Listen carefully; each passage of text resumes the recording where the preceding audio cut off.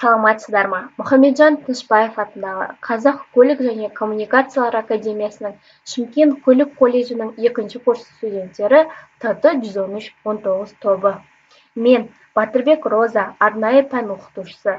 Сіздермен бүгін біз кезекті қашықтан оқыту сабағымызды өтеміз.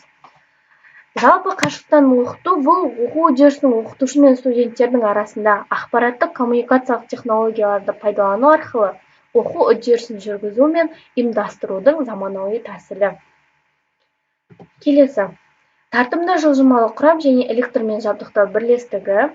Сіздердің мамандықтарыңыз теміржол жылжымалы құрамдарын пайдалану және техникалық қызмет көрсету. Бүгінгі пәніміз жылжымалы құрамның конструкциясы. Пәннің тақырыбы доңғалақ жұбының құрылысы. Жалпы ары қарай жалғастыратын болсақ, біз сабақтың типі жаңа білімді меңгерту және өндіріспен байланыстыру. Сіздер болашақта теміржол мамандығын, яғни сіздер техник, механик және де тепловоз машинисінің көмекшісі болып шығатындықтан, біз сіздермен өндіріспен байланыстыруға міндеттіміз. Біз болашағымызда сіздердің қолдарыңызға тапсырып отырмыз. Сабақтың түрі түсіндірмелі иллюстрациялық сабақ. Сабақтың технологиясы мен әдістері, яғни деңгейлеп және де модульді оқыту технологиясы, инновациялық технология, проблемалар зерттеу әдісі, жеке және ұғымдық оқыту әдісі, мағынаны түсіну, ой шақыру әдістері. Ары қарай жалғастыратын болсақ, жалпы біздің білімділігіміз локомотивтердің жүріс бөлімінің құрылыстық ерекшеліктерін анықтау, шаблондар мен өлшеу және тексеруін жүргізу. Қолдануды жалғастыру үшін бұл тораптардың қолдануға жарамдылығына қорытынды беру және де доңғалақ жұбын біз бүгін жалпы құрылысын зерттейтін боламыз. Тәрбиелене келетін болсақ, реттілікке, шапшаңдыққа және де еркін сөйлеуге, өз еліне мамандығына деген сүйіспеншілікке тәрбиелеу. Пәнаралық байланысты айта кететін болсақ, тарту-күші жылжымалы құрамның құрылысы, тарту-күші жылжымалы құрамның жөндеу технологиясы, теміржолдың жалпы курсы және тағы басқа пәндермен байланысты. Біздің қолданылған әдебиеттеріміз, яғни Орскилскийдің тапсырмасы бойынша кәсіпқор KZ-ден алынған кітаптарды қолданатын боламыз. Төтенше жағдайға байланысты, қашықтан оқытуға байланысты біз қазір интернетпен көптеген кітаптарды осы кәсіпқор KZ-ден ала аламыз. Ары қарай жалғастыратын болсақ, бүгінгі сабағымыздың жоспары ұйымдастыру кезеңі, яғни студенттерге сабақтың мақсаты мен құрылымын таныстырамыз. Өткен тақырыпқа шолу өтеміз, жаңа тақырып түсіндіреміз және қорытындылап сіздерге үй тапсырмасын беретін боламын. Жалпы өздеріңізден біз білесіздер, өткен тақырыпта вагонды өттік. Жалпы вагон дегеніміз не, оның қызметі қандай, құрылысы қандай және қандай топтарға бөлінетінін біз сіздермен өткен болатынбыз. Бірақ сонда да кішкене шолу жасап өтуді жөн көрдім. Вагон дегеніміз ол жолаушы және жүк тасымалдауына арналған жылжымалы құрамның бірлігін айтамыз. Олар қызметіне қарай вагонда жолаушы және жүк парктері болып білесіздер, және тасымалдануы бойынша олар магистральды вагондар, қалааралық вагондар, өндірістік вагондар болып бөлінеді. Яғни магистральда қалалардың арасында және өндірісте біз вагондарды қолданады екенбіз. Ары қарай жалғастыратын болсақ, және де жолаушы паркі жолаушы тасымалдауға арналған вагондардан тұрады, және вагон ресторандардан, почта, багаж, арнайы қызметтегі вагондардан тұрады. Жүк паркін жабық вагондар, жартылай вагондар, цистерналар, бақылау өлшеу вагондары құрайтын болады. Міне, өздеріңіз көріп отқандай осы жерде вагонның түрлері берілген.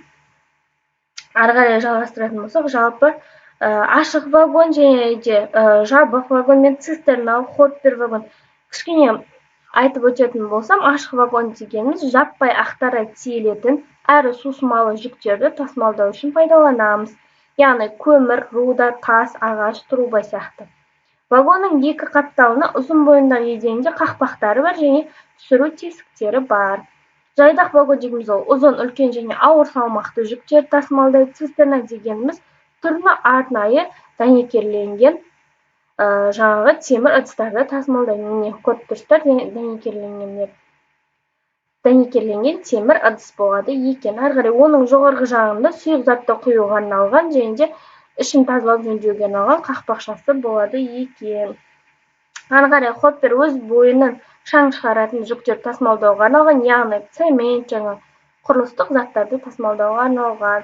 Изотермиялық вагондар бар, және де арнайы вагондар бар. Олар тасымалдауды ерекше жағдай талап ететін жүктерді тасымалдауға арналған. Онда жеңіл көліктерді, жолаушыларды, темір жолдың техникалық және тұрмыстық мұқтаждығын өтетін вагондар.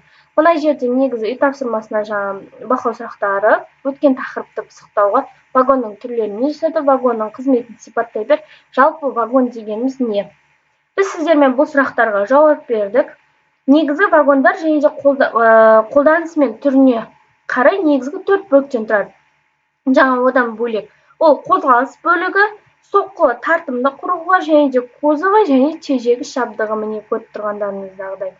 Ал кузовы, яғни шанағы дейміз, тежегіш жабдығы және де соққылы тартымды құрылғы және қозғалыс бөлігінен тұрады екен.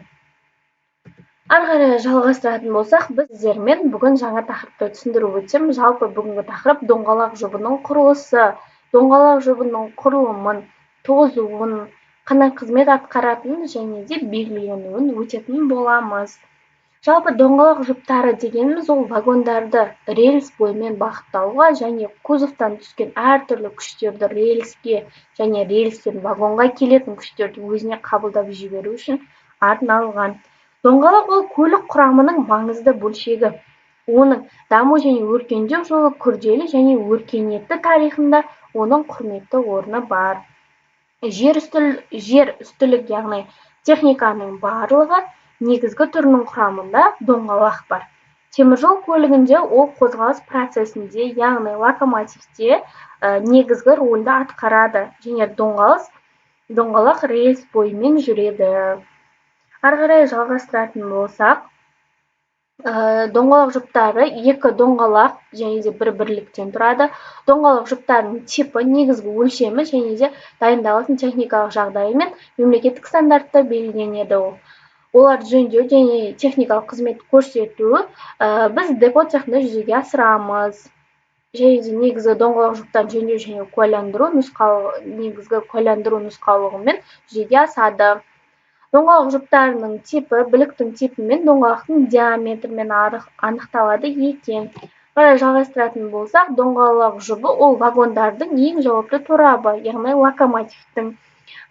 локомотив түрлерінің электровоз және тепловоздардың ең жауапты торабы.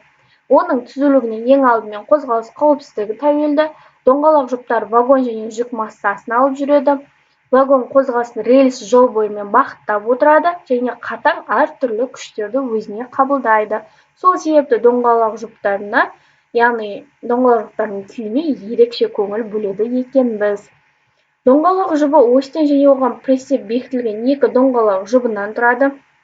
Әрбір осіне мойыншалар бекітілген және доңғалақ үшін отырғызуға арналған бөлігі, оның алдыңғы бөлігі, орта бөлігі болады екен. Доңғалақтардың негізгі типі тұтас етіп жасалынған. Және де доңғалақтардың диаметрі 950 мм, белгілену RU1 және де RU1 дейміз. Бұл дегеніміз ол, яғни роликті унифицированный және де шайбамен бекітілген деген болады. Доңғалақтың рельспен жанасатын сыртқы беті домалау беті деп атаймыз, яғни міне рельспен жанасатын бөлігі домалау беті деп аталынады екен. Домалау бетінің профилі, яғни белгілі пішінді және өлшемді болады екен. Барлығы өлшемге, яғни стандартқа сәйкес жасалынады. Жалы доңғалақ жұбы қозғалысын бағыттайды және вагондардың жолдан шығып кетуін сақтайды, локомотивтердің. Келесі типтеріне келетін болсақ, доңғалақ жұптары ол локомотивтің вагонның негізгі бөлшектерінің бірі. Оның қалыпты жұмыс жағдайы пойыздың қауіпсіз қозғалысын қолайлы етеді. Сол себепті олар да белгілі бір талаптарға сәйкес болуы керек. Жалпы, яғни айтатын болсақ, ол біздің доңғалақ жұбына қойылатын талаптарымыз бар. Олар берікті болу керек, яғни беріктігі жеткілікті болу керек. Тозуға төзімді болу керек, яғни ол дегеніміз жұмыс істеу қабілеттілігі, яғни жұмыс істеу ұзақ болу керек. Салмақ аз болу керек. Себебі доңғалақ жұбының салмағы аз болса, вагонның тарасы жеңілдейді. Тара жеңілдегеннен вагон қозғалыс кезінде жолдың үстіңгі қабатына түсетін динамикалық әсер азаяды. Жалпы біз осындай доңғалақ жұбына талаптар қоя аламыз. Яғни доңғалақ жұбын жасаған кезде және де депо цехтарында жөндеуге жіберген кезде, техникалық қызмет көрсетілген кезде осы талаптарды қатаң сақтауымыз қажет екен. Ал енді біз сіздермен доңғалақ жұптарын өлшеуге арналған құралдарға келетін болсақ, ол штихмас. Доңғалақ жұбының ішкі жағының ара қашықтығын өлшейміз. Және де абсолютті шаблон, ол гребеннің қалыңдығын өлшейміз. Кронцикл деген бар, абботтың енін өлшейміз, және де скоба деген бар, онымен доңғалақтың диаметрін өлшейміз. Міне мына жерде көрсетілген. Армен кішкене біз ой сергітіп алсақ, студенттер, мына жерде міне қараңыздар, суреттерден сөз құрастыруы берілген. Яғни бірінші сурет, екінші сурет, үшінші сурет. Бұл жерде біріншісінде қарасаңыздар, электр, екінші суретте, яғни не жасап тұр, қозғалысқа түсіп тұр, иә. Үшінші суретте қышында бізде қандай сөз шықты? Электр қозғалтқыш деген. Келесі, яғни көлік, және де жаңағы тіркеу, және де іш. Яғни біз көлікті авто деп атаймыз, иә. Авто тіркеуіш деген сөз шықты. Келесі, яғни газон. Газонның соңғы екі сөзін алып тастасақ газ, және де болттың соңғы екеуін алып тастасақ, және де возленің екі сөзін алып тастасақ возход, газ, және де қандай сөз шығады көрейік? Газотурбовоз деген сөз шығады екен. Яғни газдық турбинамен жүретін локомотивті айтамыз. Осымен ой сергітуіміз аяқталды сіздермен. Ал құрметті студенттер, біз сіздермен бірге өндіріске келсек. Міне өндірісте мына жерде доңғалақ жұбын, яғни жаңағы жөндеуден өткізіп, оны біз жаңағы локомотивке жақсылап тұрып тіркейміз, арбашаға тіркейміз, және одан кейін оны біз локомотивке тіркейміз.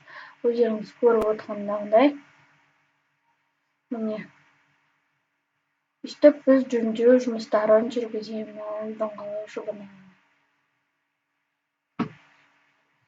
Міне мынау доңғалақ жұптары, және де дискілері, ободкілері осы жерде көріп тұрғандағыдай, міне жақыннан көрсетеді. Қазір енді біз осы доңғалақ жұбын жалғайтын боламыз. Яғни жөндеуден шықты.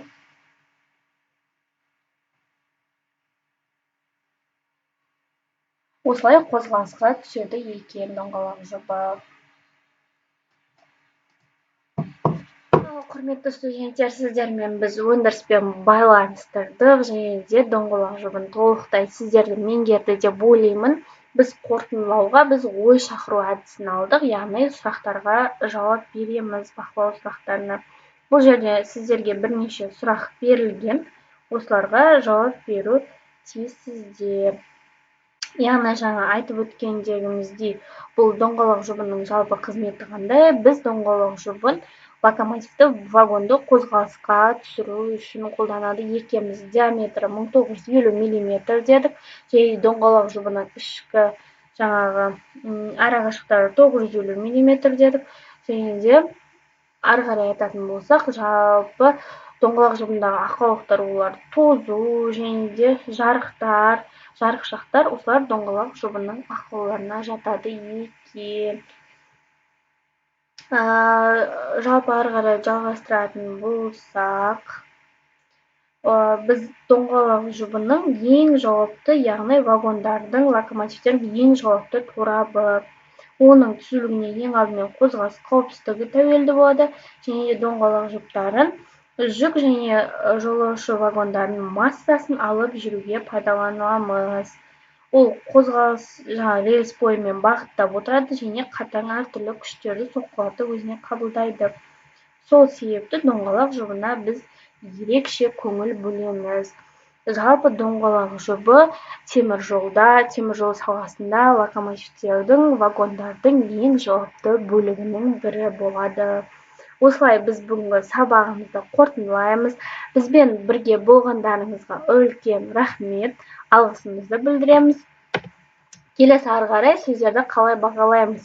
Яғни модуль бойынша, сіздердің сабақтарыңыз модульді оқыту бойынша міне бағалау критерийлері, яғни сіздердің жаңағы осылай бағалау парағымен, бақылау парағымен сіздерді бағалаймыз. Келесі енді сіздерге үй тапсырмасын беретін болсам, яғни біз соңғы жаңағы сабағымызды аяқтауға жақындап қалдық. Соңғы минуттар. Тестпен жұмыс, тартымды жылжымалы құрам түрлері, автономды тартымды жылжымалы құрамыз, локомотивтер жабдықтау, доңғалық жұптардың ішкі ара қашықтары қанша болу керек, және бөлшектерге кремлармен белгілер қойылады деген сұрақтар. Келесі және де бақылау сұрақтарын бердім сіздерге. Доңғалық жұбының қызметі қандай, доңғалық жұбында болатын ақаулар, доңғалық жұбын жөндеу және де арбашаның құрылымы, буксаның қызметі. Біз арбаша мен буксаны сіздермен өткен тақырыпта өткен болатынбыз. Және де үйге соңғы тапсырма, мен болашақ теміржолшымын деген сіздер үйден эссе жазсаңыздар болады өз беттеріңше. Құрметті студенттер, осы сабақта болғандарыңызға үлкен рахмет. Келесі сабаққа дейін сау болыңыздар. Біз сіздерге өзіміздің болашақ маман ретінде қарап,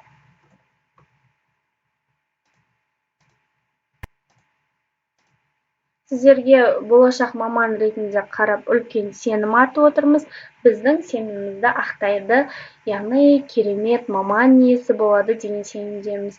Қазақстанның болашағын іргесін биік ұстап, яғни терезесін басқа елдермен тең етер азаматтардың бірі болады деп сенеміз. Қазақстан темір жолын тек алға қарай сүйрей беріңіздер. Болашаққа Қазақстан темір жолымен бірге. Болашақта одан да керемет, яғни жылдам жүретін екі елдің арасын байланыстыратын өзіміздің Қазақстанның электровоздарын, тепловоздарын, локомотивтерін шығарады деген ойдамыз. Сау болыңыздар.